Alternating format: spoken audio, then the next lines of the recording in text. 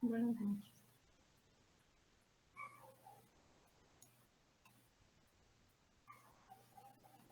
Bueno, vamos a empezar. Voy a compartir un momento.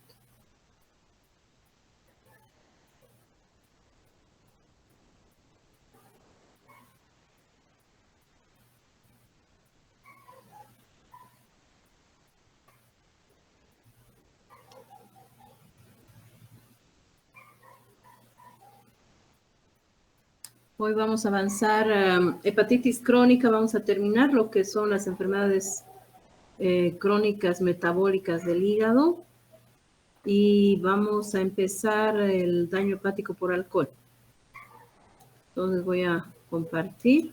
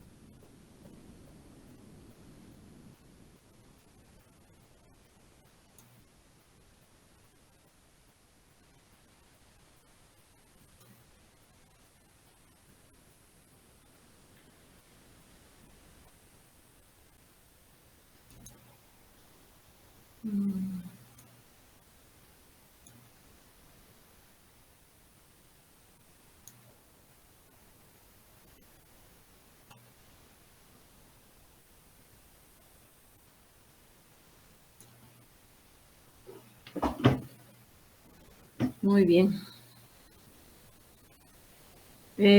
Bueno, vamos a hablar sobre las enfermedades metabólicas del hígado que causan. Se escucha, ¿no? ¿Está bien?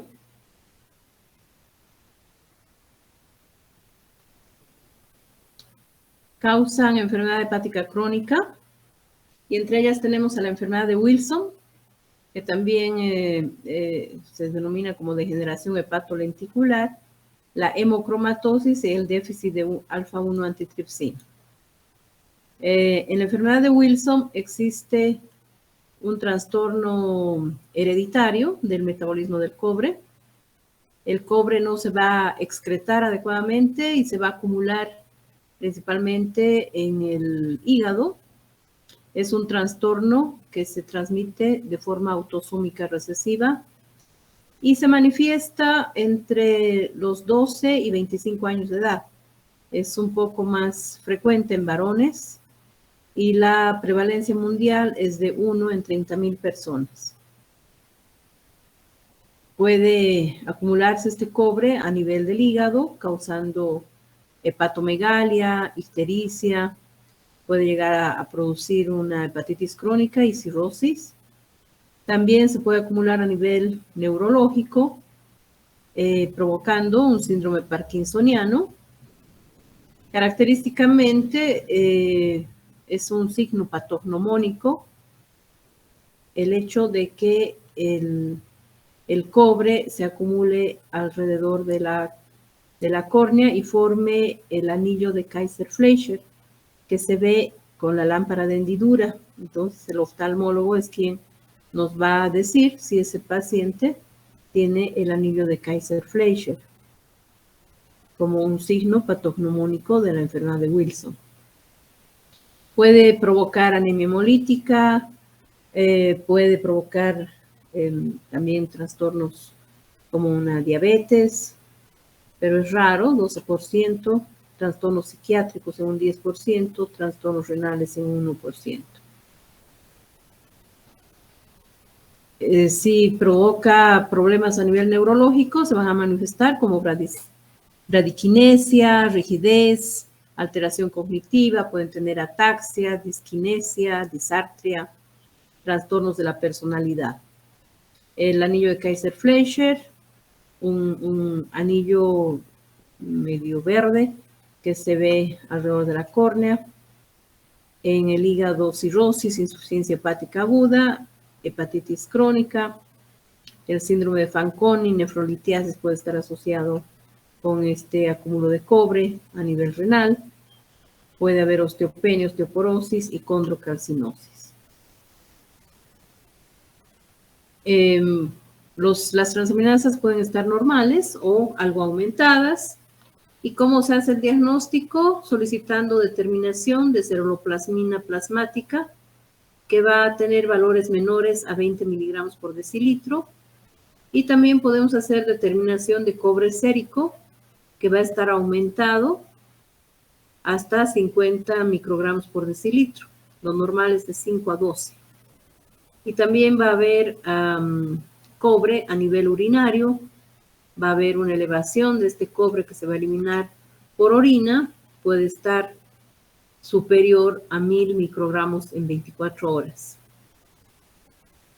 Entonces, podemos buscar el anillo de Kaiser-Fleischer si sospechamos esta enfermedad. Y también se puede hacer una biopsia hepática donde se va a observar el depósito de cobre en los hepatocitos. Y el tratamiento es con la utilización de quelantes de cobre para ayudar a sacar ese cobre de estos órganos. Y lo que se utiliza es la D-penicilamina, 500 miligramos 4 veces al día. Y más o menos se puede utilizar por un año. Luego, como mantenimiento, se da 1 gramo por día. Y si no responden a la D-penicilamina, se puede utilizar el trientine. Es una segunda opción. En caso de cirrosis hepática, pues ya esta es una enfermedad crónica, irreversible, y tendría que hacerse un trasplante de hígado. Es causa esta enfermedad de Wilson de hepatitis fulminante. Entonces, si hay algún dato de una insuficiencia hepática aguda, también está indicado el trasplante de hígado. Estos tratamientos, estos quelantes de cobre, se utilizan en etapas más tempranas, o sea que es bueno diagnosticar en etapa temprana para evitar que estos pacientes lleguen a tener una cirrosis hepática. Con respecto a la hemocromatosis, que es otra patología metabólica, que se produce por el excesivo depósito de hierro. En este caso hay una alteración del metabolismo de hierro. Existe una hemocromatosis primaria, idiopática o genética, que se hereda en forma autosómica recesiva. Y también podemos tener una hemocromatosis adquirida, que puede ser secundaria a porfiria cutánea tarda, anemia por eritropoiesis ineficaz o excesiva administración de hierro. Esto, pues, por ejemplo, observamos en pacientes que hacen hemodiálisis y que les dan constantemente hierro y pueden llegar a ser una hemocromatosis adquirida con daño hepático, con hepatitis crónica y que al final pueden terminar con cirrosis. La edad de presentación de la hemocromatosis primaria está entre la 4ª a 6ª década de vida. El cuadro clínico está caracterizado porque va a existir hepatomegalia debido a la alteración en hígado. Va a haber una hiperpigmentación cutánea que es característica y un color oscuro por el depósito de hierro.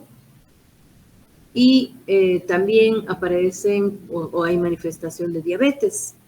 Entonces, por esta hiperpigmentación, la diabetes se denomina como diabetes bronceada. El hierro se deposita en hígado provocando esta alteración, una hepatitis crónica, cirrosis. Puede depositarse también en corazón provocando miocardiopatías, en la epidermis provocando esta hiperpigmentación cutánea, en articulaciones dando dolores articulares, artritis, páncreas provocando la diabetes, Y también se puede depositar en la hipófisis, dando trastornos de impotencia. Y el diagnóstico va a estar dado por un perfil de hierro. Se solicita perfil de hierro y vamos a tener un hierro sérico superior a 170 microgramos por decilitro. Entonces va a haber una alteración de todo el perfil de hierro con niveles de hierro sérico altos. La transferrina también va a estar alta, superior a 60%, y la ferritina igualmente va a estar elevada. En el perfil hepático podemos tener una alteración de las transaminasas, no muy altas, o pueden estar normales. Para confirmar el diagnóstico de hemocromatosis, se puede realizar una biopsia hepática donde se va a observar el acúmulo de hierro y se puede hacer esta determinación de la concentración hepática de hierro. Se va a observar por la tinción azul de Prusia esos depósitos de hierro en los hepatocitos. Y actualmente también podemos solicitar una elastografía hepática para ver el grado de fibrosis y también la determinación de hierro por resonancia magnética se puede realizar, ¿no?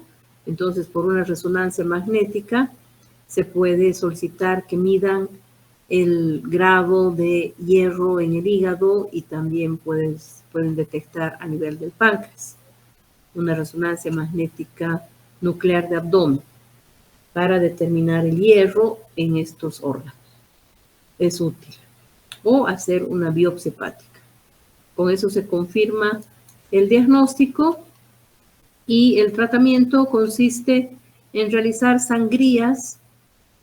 Más o menos se retira 500 ml de sangre, eso se llama sangrías o flebotomías, de forma semanal o quincenal, y se va pidiendo perfil de hierro.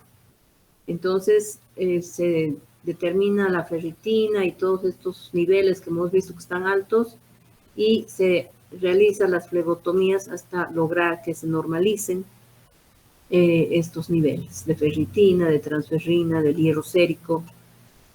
Más o menos se van a necesitar como 20 flebotomías para normalizar esto, y una vez que se normalice, entonces vamos a hacer unas sangrías o flebotomías de mantenimiento una vez cada 3 a 6 meses, en realidad por toda la vida, y cada 10 a 12 flebotomías se va a solicitar nuevamente el perfil de hierro para ver si se está manteniendo en un nivel adecuado con una ferritina sérica menor de 50 microgramos por litro. Entonces, si estos pacientes son diagnosticados en una etapa en que todavía no hay cirrosis, están con una hepatitis crónica, tienen la hemocromatosis o tienen ligera alteración del perfil hepático, haciendo estas flebotomías, podemos evitar de que lleguen a tener cirrosis. Si en caso de que ya hayan hecho cirrosis, pues se los trata como cualquier cirrosis. Sin embargo, se tiene que monitorizar la presencia de carcinoma hepatocelular porque hay mayor riesgo de que estos pacientes presenten carcinoma hepatocelular en ese hígado cirrótico por hemocromatosis. Y esto pues les lleva a la muerte. La otra patología es la deficiencia de alfa-1 antitripsina, que esto, los niños nacen con esta alteración y por lo tanto cuando se diagnostica, pues es una causa de trasplante hepático en los niños. La alfa-1 antitripsina es una glicoproteína sintetizada en los hepatocitos y que su función está en proteger los tejidos de las enzimas proteolíticas como la elastasa, proteína C y otros. Pero en esta enfermedad, aunque se dice deficiencia de alfa-1 antitripsina, lo que ocurre es que hay una acumulación anormal de la alfa-1 antitripsina dentro del retículo endoplásmico de los hepatocitos.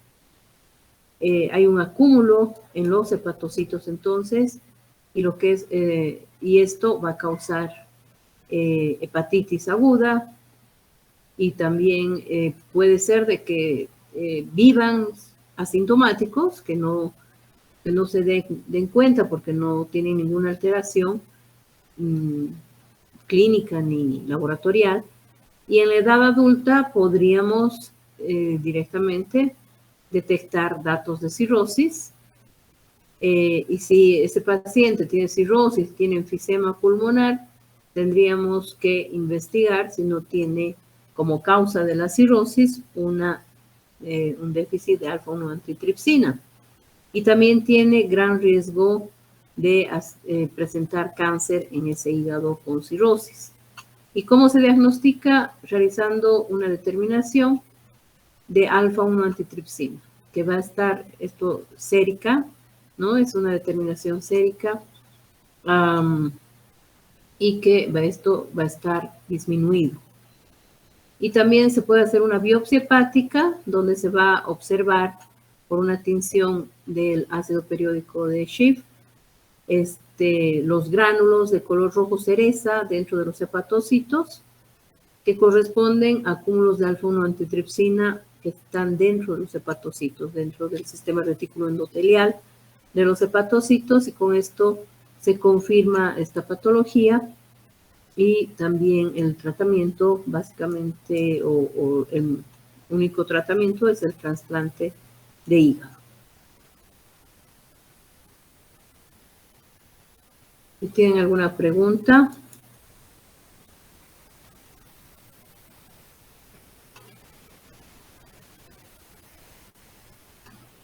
No, doctora, no habría preguntas. Bueno, entonces vamos a continuar con enfermedad hepática por alcohol.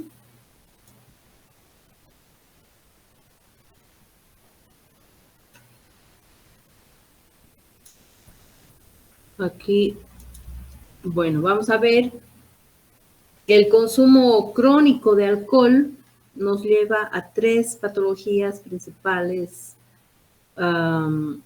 que se describen, ¿no? Como patologías ocasionadas por el alcohol. Lo primero es el acúmulo de grasa en el hígado, que se denomina hígado graso por alcohol o esteatosis hepática alcohólica. En ingesta importante de bebida alcohólica, bueno, vemos en nuestro medio, después de alguna fiesta, como el 1 de mayo, como carnavales, que ingieren bastante cantidad de bebida alcohólica y llegan los pacientes con una hepatitis alcohólica aguda.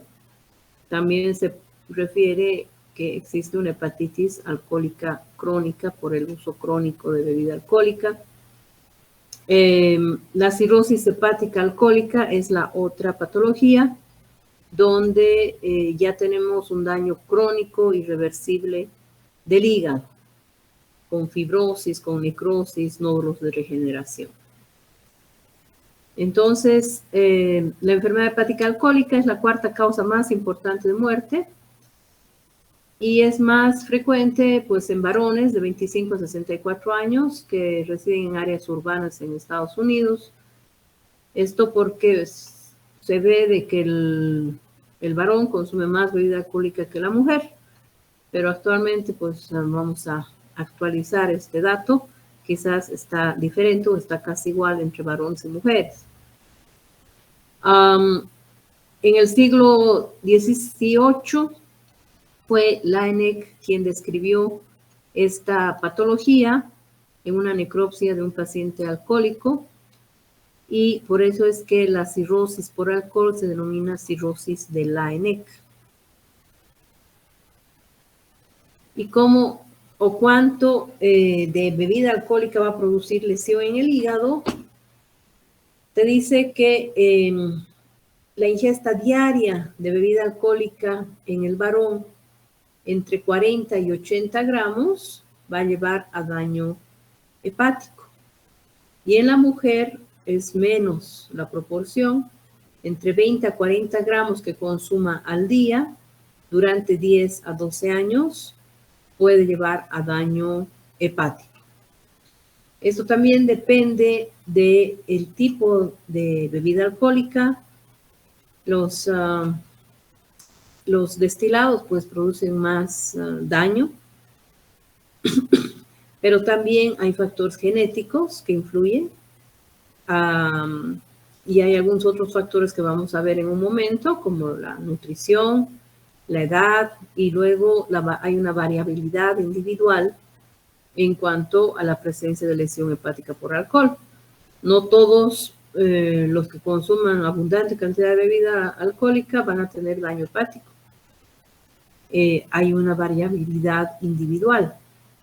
Pero de todas maneras, si tenemos un paciente con una patología hepática, lo primero que preguntamos es si consume bebida alcohólica. Y si nos dice que sí, tenemos que investigar cuánto de bebida alcohólica consume al día y hacer más o menos el cálculo de cuántos gramos al día y por cuántos años ha estado consumiendo, para tener una idea de que sí es esta la causa de su hepatopatía. ¿Y cómo se calcula la cantidad de gramos de bebida alcohólica que consume? Existe esta fórmula donde tomamos en cuenta los mililitros de bebida alcohólica que toma por 0.8, que es la densidad del alcohol con respecto al agua, y por el grado alcohólico de esta bebida. Entonces, tomamos en cuenta el grado alcohólico. Si es cerveza, es menor; si es vino, es algo mayor; y si es un destilado, pues es mayor. En la botella ahí dice qué grado alcohólico tiene. Y eso tomamos en cuenta y utilizamos esta fórmula para saber cuántos gramos.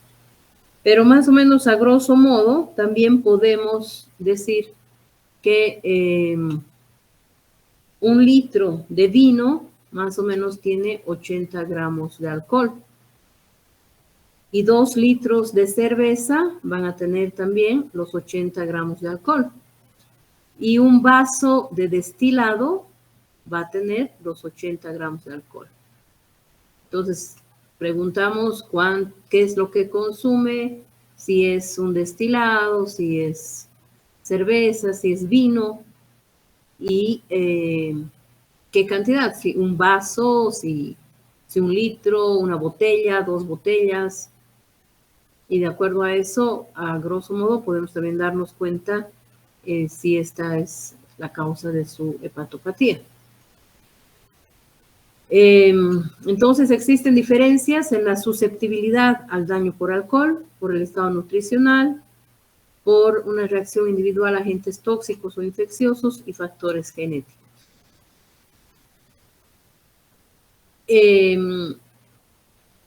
90 a 100% de los pacientes que consumen bebida alcohólica, pues de repente tienen un hígado graso, ¿no? Si es que tienen esa susceptibilidad, si no tienen esos factores genéticos que los protegen, van a ser un hígado graso, que es la esteatosis hepática. Y este va a progresar a daños más severos, dependiendo de la raza, del estado nutricional, del tabaquismo. En la mujer es más frecuente, en la edad, mayor daño cuanto más joven sea, y también en una edad más avanzada. El tipo de bebida, la cantidad de bebida, el tiempo de ingesta de la bebida alcohólica, factores genéticos, y si es que tiene algún otro daño en el hígado por virus B o por virus C, mayor posibilidad de que tenga más rápido el daño en el hígado. O las hepatotoxinas, ¿no? Algunos medicamentos que puedan ser hepatotóxicos. Y se puede dar una hepatitis alcohólica en un 10 a 35% y una cirrosis alcohólica en un 8 a 20%. ¿Qué es la estatosis hepática alcohólica? Es el acúmulo de grasa en el hígado y esto es reversible. En cambio, cuando ya llega a una cirrosis hepática, pues eso ya es irreversible. Y si llega a tener una hepatitis por alcohol, también si deja la bebida alcohólica, si mejora su estilo de vida, podría no llegar a una cirrosis. Pero cuando llega a una cirrosis ya es una enfermedad crónica irreversible. En este caso es reversible. Y la mayor parte de las veces por alcohol se produce una esteatosis macrovesicular, que puede ser asintomática o puede tener una hepatomegalia indolora, no va a ser una hepatomegalia muy fuerte, muy grande, no va a estar muy grande el hígado, porque cuando ya tienen un hígado muy grande, pues hay una distensión de la cápsula de Gleason y sí puede haber dolor. Puede haber una elevación leve de las transaminasas, fosfatasa alcalina, GGT. Lo que pasa es cómo produce daño el alcohol, el etanol en el hígado, es porque en los hepatocitos el etanol se va a oxidar en una primera fase acetaldehído y este es un producto tóxico para el hígado. En una segunda fase, este acetaldehído se puede convertir en otro producto que no va a producir daño en el hígado, pero si es que hay una gran ingesta de bebida alcohólica, pues va a haber mayor producción de acetaldehído que se va a quedar en el hígado y va a producir daño, provocando una mayor o una disminución en la oxidación de ácidos grasos y una mayor producción de triglicéridos, llevando a una esteatosis macrovesicular y posteriormente, como más o menos ocurre en la esteatohepatitis no alcohólica que les indiqué ayer, va a llevar a una hepatitis, ¿no? Un proceso inflamatorio y posteriormente a la fibrosis. Y aquí vemos una imagen de una biopsia hepática donde se ven estos acúmulos de grasa que son grandes, ¿no? Y por eso se llama macrovesicular. En caso de que exista una hepatitis alcohólica aguda, va a haber, aparte de la grasa, va a haber un proceso inflamatorio en el hígado y puede haber incluso necrosis. Esto se puede producir por un consumo excesivo de alcohol y es un precursor histopatológico de la cirrosis por alcohol, porque se producen todas estas alteraciones, inflamación importante, va a haber esteatosis, va a haber necrosis y luego ya aparece la fibrosis y esto puede evolucionar a una cirrosis. Cuando se produce una hepatitis alcohólica aguda, el síntoma principal es el dolor en hipocondrio derecho. Puede haber ictericia y puede haber fiebre. Entonces, si un paciente ha ingerido gran cantidad de bebida alcohólica, viene con datos de fiebre, ictericia, dolor en hipocondrio derecho, náuseas, vómitos, astenia, dinamia, tenemos que sospechar que está con una hepatitis alcohólica aguda.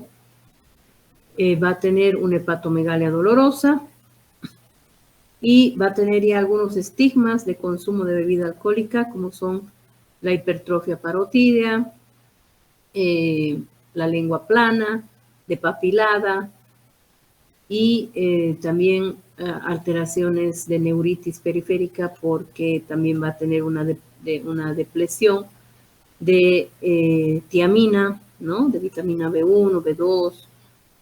Entonces va a tener todas de la niacina, va a tener todas estas alteraciones por el consumo crónico de alcohol y sobre ese consumo crónico, el consumo agudo que le ha provocado la hepatitis alcohólica aguda. En el laboratorio, en una hepatitis alcohólica aguda, vamos a tener elevación de las transaminasas. Cuando es la hepatitis por alcohol, como dijimos en anteriores clases, es la aspartato aminotransferasa la que se eleva más que la alanino aminotransferasa, con una relación de por lo menos 2:1. La ALT se eleva en procesos virales. En hepatitis por alcohol es la AST la que se eleva más. Luego hay un aumento de la fosfatasa alcalina, de la gamma-glutamil transpeptidasa. Las bilirrubinas van a estar altas a expensas de la directa, también puede estar la indirecta, pero es más la directa la que se va a elevar. Y va a haber leucocitosis, ¿no? Va a haber leucocitosis por el proceso agudo inflamatorio en el hígado.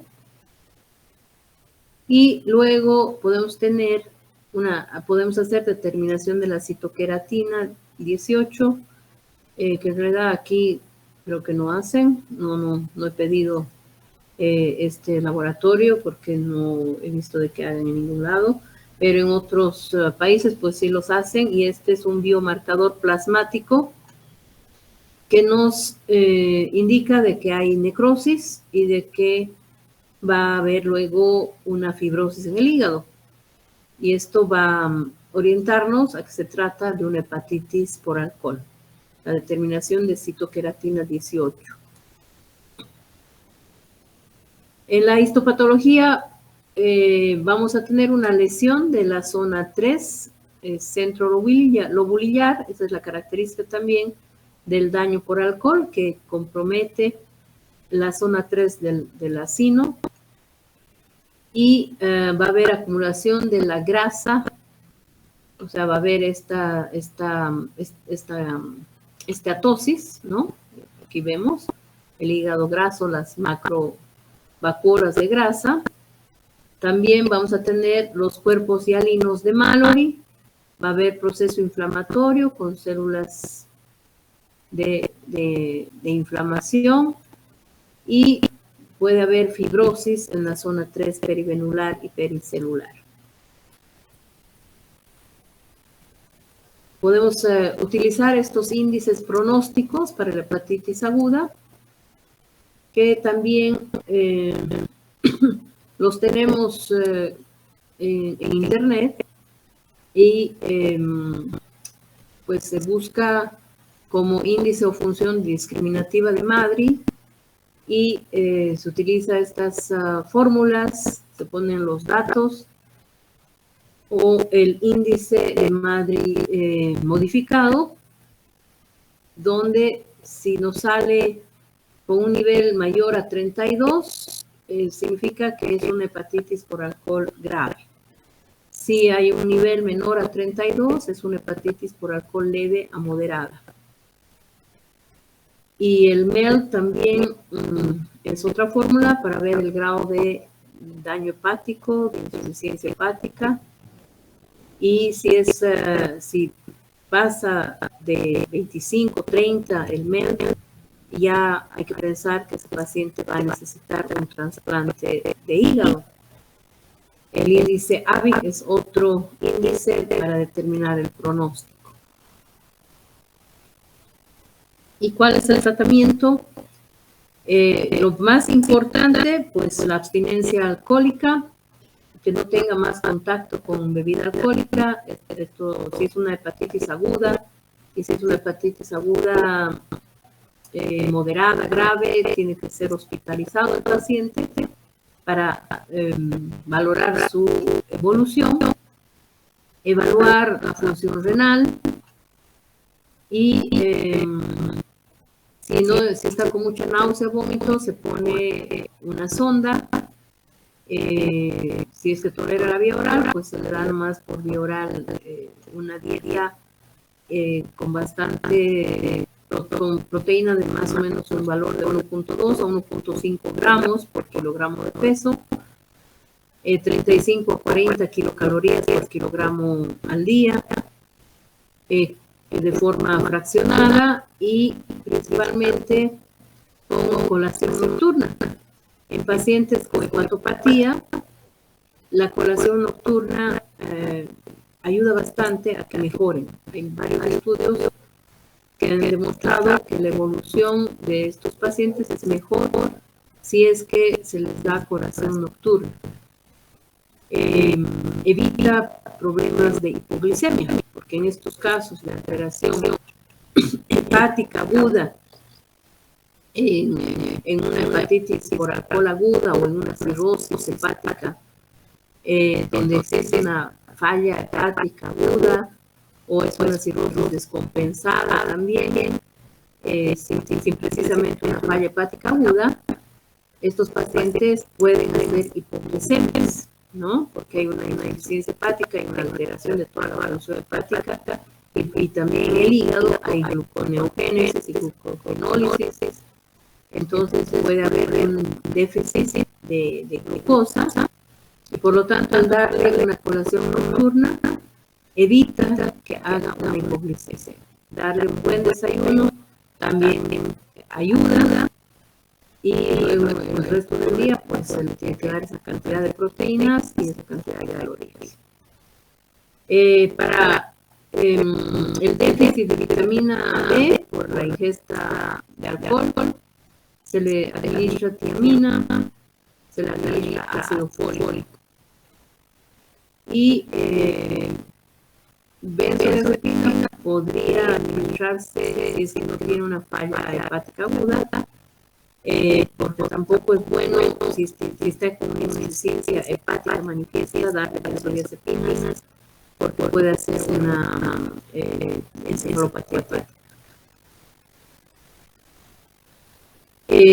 También se utilizan los corticoides, se puede utilizar la prednisona, que tiene gran efecto antiinflamatorio, que va a mejorar el proceso histopatológico por alcohol, pero sí puede ocasionar de que se inmunodeprima y puedan aparecer infecciones. Entonces hay que vigilar la situación que no tenga algún tipo de infección.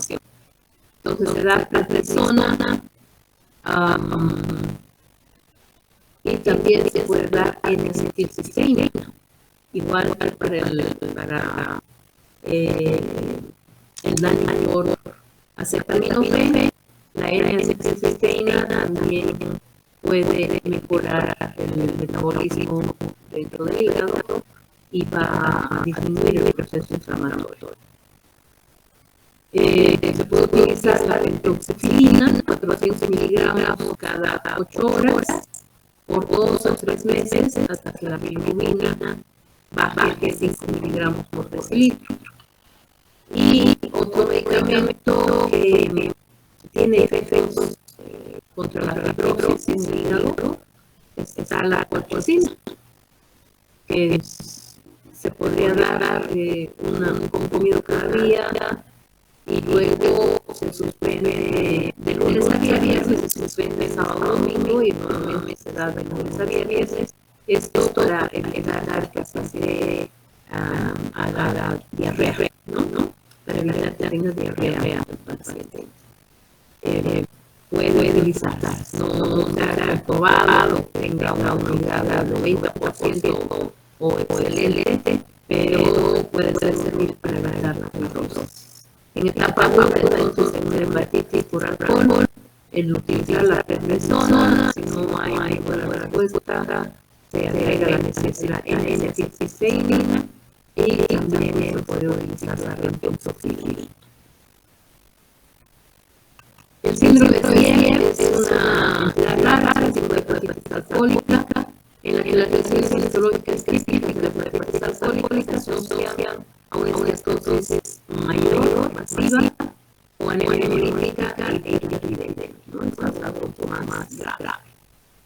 Luego, otra lesión por alcohol es la fibrosis hepática. Como digo, primero hay inmunodegradación, después hay proceso inflamatorio, periodo de hepatitis crónico, de hepatitis aguda, es decir, gran cantidad de bebida alcohólica que llevan a la fibrosis. De forma frecuente existe un aumento del alcohol hepático, sigue todo inicio de la hepatitis alcohólica, ¿no? Porque evidentemente aparece la fibrosis, lo más frecuente es que primero aparece la grasa, luego la inflamación en el hígado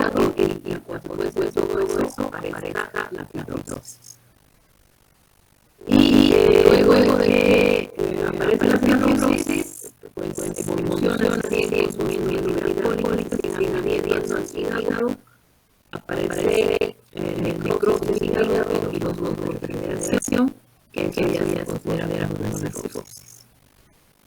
A la tenerina, por el derecho, en 30% de ictericia, y van a tener relación del fibro hepático. Y aquí ven la fibra de colágeno, la fibrosis del hígado, y la cirrosis por alcohol se presenta en el 10% de los bebedores crónicos, y la cirrosis por alcohol es micronodular, no se forman unos nódulos pequeños. En cambio, la cirrosis por B es macronodular. El aldehído del alcohol está en las aceites de la placa en el microblastos hepáticos, y es que a nivel se puede provocar directamente cirrosis y hepatitis B. Bueno, pero aquí hay tiempo, ¿no? Avanzamos un poco de cirrosis, porque mañana no va a haber clase, ¿no? Mañana hay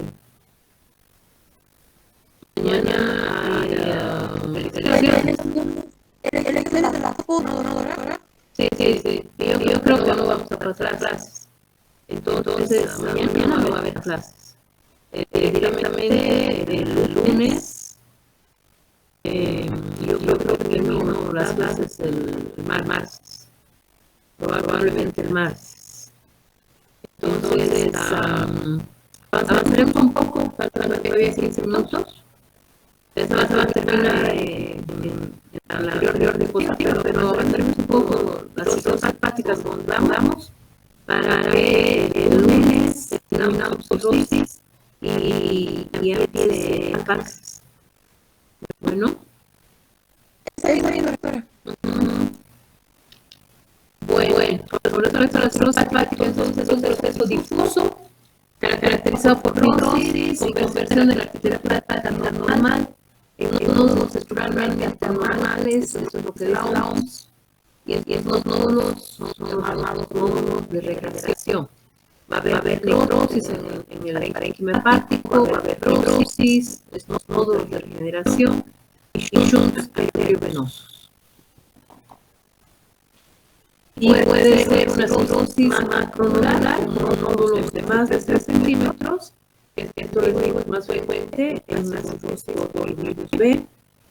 O puede ser micronodular, nódulos no mayores a 1 centímetro, no son bien pequeños. Y esto se da más por alcohol. Puede ser una cirrosis mixta, con macronódulos y micronódulos. Entonces ahí vemos los hígado cirrótico pequeño, de bordes irregulares, superficie irregular, por nódulos, los macronódulos, que vemos este hígado con los micronódulos en todo el parénquima hepático, con fibrosis y los macronódulos. Y pues es como se ve un hígado con cirrosis. Las causas de la cirrosis, la principal, la más frecuente es la por alcohol. Luego tenemos por virus, el virus B, el D, que te llevan a una hepatitis crónica o cirrosis, la esquistosomiasis, algunos medicamentos que pueden llevar a una hepatitis crónica y pueden terminar con cirrosis los pacientes, como la isoniazida, el metotrexate, la hepatitis autoinmune, la colatitis primaria que ayer hemos avanzado, la enfermedad de Wilson, la deficiencia de alfa-1 antitrypsina, la hemocromatosis, la esteatohepatitis no alcohólica, la 3 y las 10 biliares, que hemos dicho que puede llevarnos a una cirrosis biliar secundaria por obstrucción de las vías biliares. Otra patología es la fibrosis quística, que también nos lleva a cirrosis, a la presencia de cálculos frecuentes en la vía biliar, que obstruyen la vía biliar, también pueden llevar a éstasis y raro, pero puede existir una cirrosis biliar secundaria. La colangitis esclerosante primaria también nos lleva a una cirrosis biliar secundaria. En el caso de cardiopatías, una insuficiencia cardíaca derecha o una insuficiencia cardíaca congestiva puede llevar a un hígado congestivo y que al final pueda terminar en una cirrosis, que se llama una cirrosis cardíaca. Igualmente la pericarditis constrictiva, la enfermedad venoclusiva, el síndrome de Buchiari, la sarcoidosis también puede ser causa de cirrosis. Y vamos a tener dos cuadros clínicos de la cirrosis, una la compensada o inactiva y otra la descompensada o activa. La compensada es aquella que se diagnostica o se ve que tiene el paciente cirrosis de forma incidental, no tiene ninguna manifestación, el perfil hepático está normal y esto se da principalmente cuando se opera, cuando tiene una colelitiasis y le hacen una colecistectomía y se encuentran con que tiene un hígado con cirrosis, ¿no? Por alguna razón le hacen una ecografía y también podría ser que ahí pueda tener datos de cirrosis sin tener ninguna manifestación.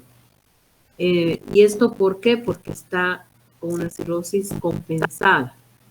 Y el diagnóstico se puede hacer por biopsia hepática o por elastografía realizada mediante una ecodoppler o una elastografía por resonancia magnética nuclear. Y como está compensada, tiene buena función hepática y el pronóstico es bueno. En cambio, la cirrosis descompensada o activa es aquella donde ya hay manifestaciones. Y las manifestaciones de la cirrosis son la presencia de complicaciones. ¿Cuáles son las complicaciones en la cirrosis? La encefalopatía hepática, hipertensión portal, conformación de varices, gastropatía hipertensiva y presencia de hemorragia digestiva.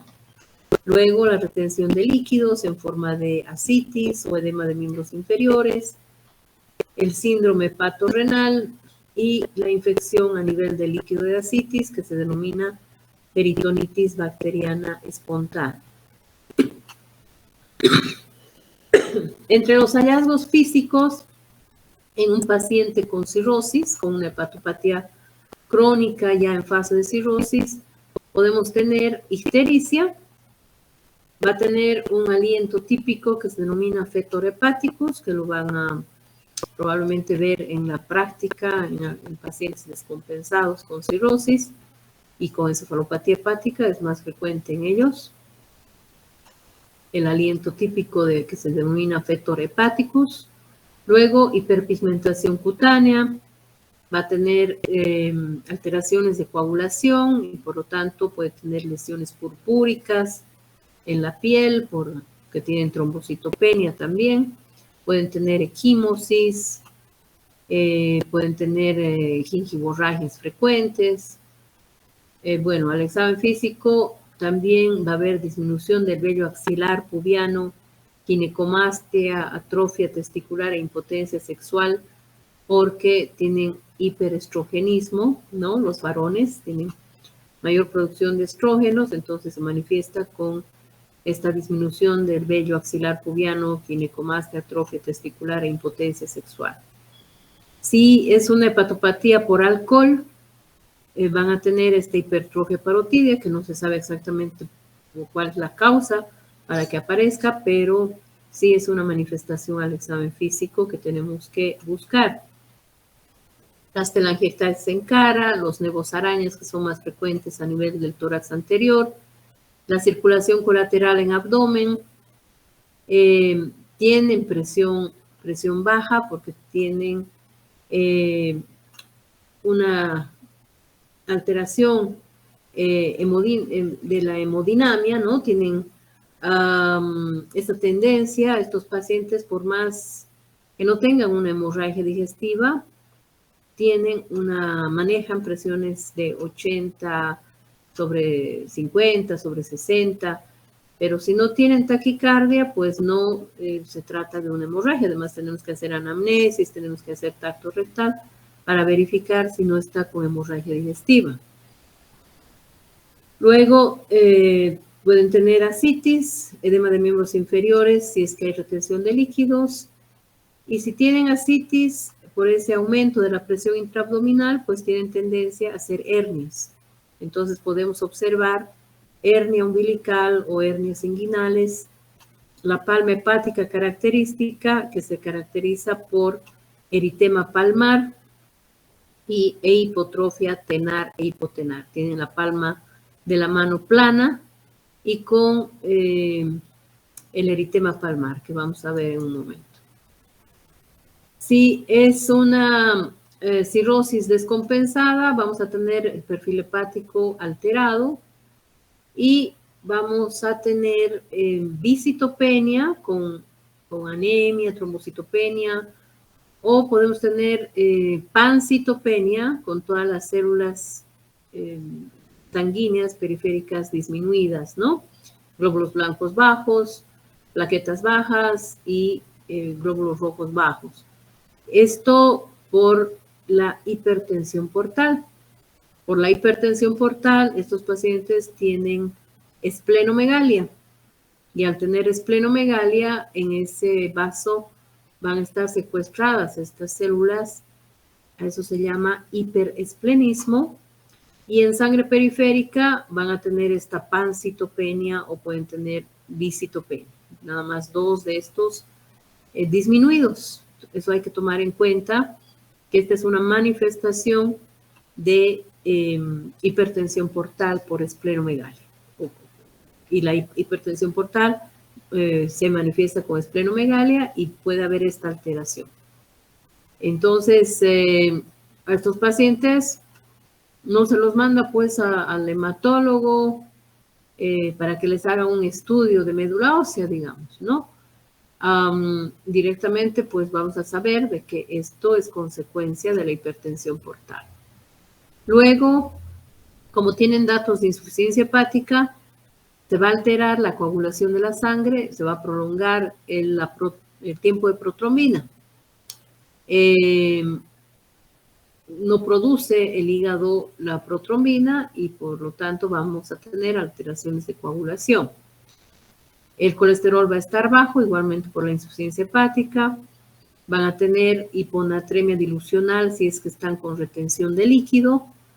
Si es que están con ascitis, con edema de miembros inferiores, vamos a tener una hiponatremia dilucional. Entonces, el tratamiento en estos casos es darle diuréticos para depletar esos edemas y que el sodio sérico salga con el valor real. En estos casos de hiponatremia dilucional en paciente con cirrosis, no se le da sodio, no se le da soluciones fisiológicas. Lo que hay que darle es diuréticos y disminuir el sodio más bien en la dieta para que baje esa ascitis, para que baje el edema de miembros inferiores y se vea el valor real del sodio sérico. También van a tener el sodio urinario bajo porque están reteniendo sodio y no lo están eliminando por orina. Se puede hacer una ecografía abdominal simple para ver este hígado cirrótico y mejor si se hace una ecografía abdominal Doppler esplenoportal para ver si es que hay datos de hipertensión portal y se puede hacer también una ecografía abdominal Doppler más elastografía por método de ARFI para valorar el grado de fibrosis en el hígado. Si tiene una fibrosis 3 o una fibrosis 4, ya se considera como una cirrosis. La tomografía de abdomen con contraste nos puede ayudar. La resonancia magnética nuclear, se hace la elastografía hepática también por resonancia magnética nuclear, que nos da el diagnóstico de cirrosis sin necesidad ya de hacer una biopsia hepática. La endoscopía digestiva alta nos muestra la presencia de varices esofágicas, varices gástricas o gastropatía hipertensiva relacionadas con la hipertensión portal.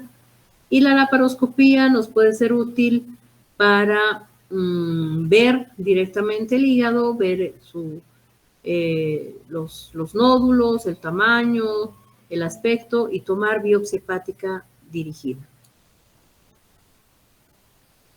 Esta es la clasificación de Child-Pugh, que se utiliza para ver el grado de insuficiencia hepática, donde se toman en cuenta 5 puntos.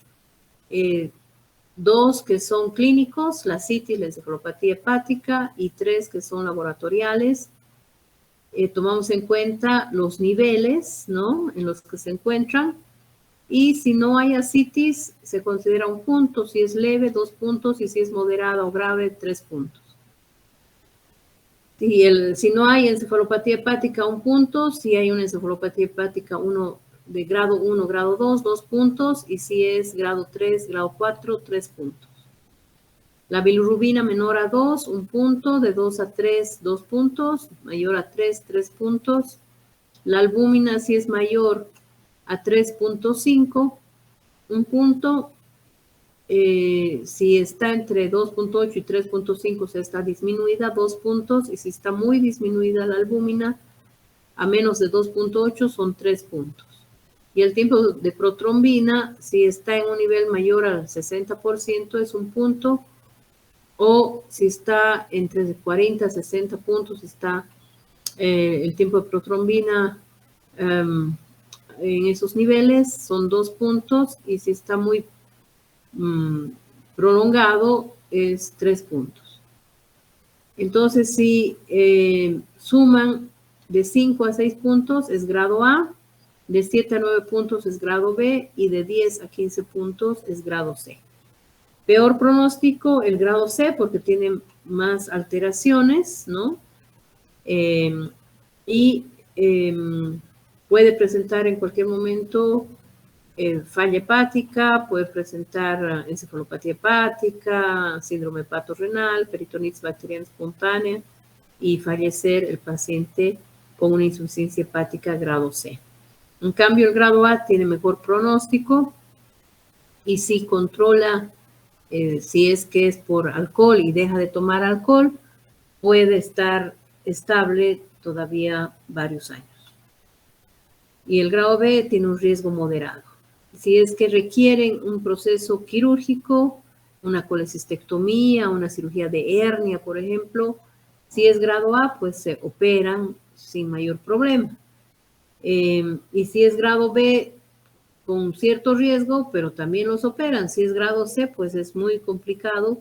Hay muchas veces que no se les opera. Ahora, si necesitan, si es muy urgente, pues se les opera con el gran riesgo de fallecer.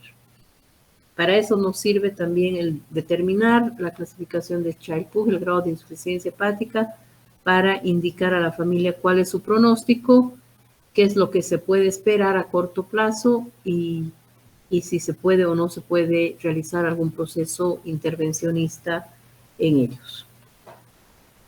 Bueno, aquí quedaremos. Mañana vamos a continuar y vamos a hablar de las complicaciones de la cirrosis hepática.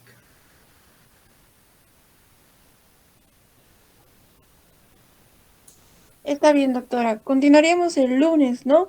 Ah, perdón, el lunes. El lunes continuaríamos, sí. El lunes a las 7. Bueno.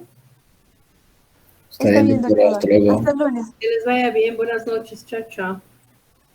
Buenas noches, doctora. Buenas noches, doctora. Chao, buenas noches.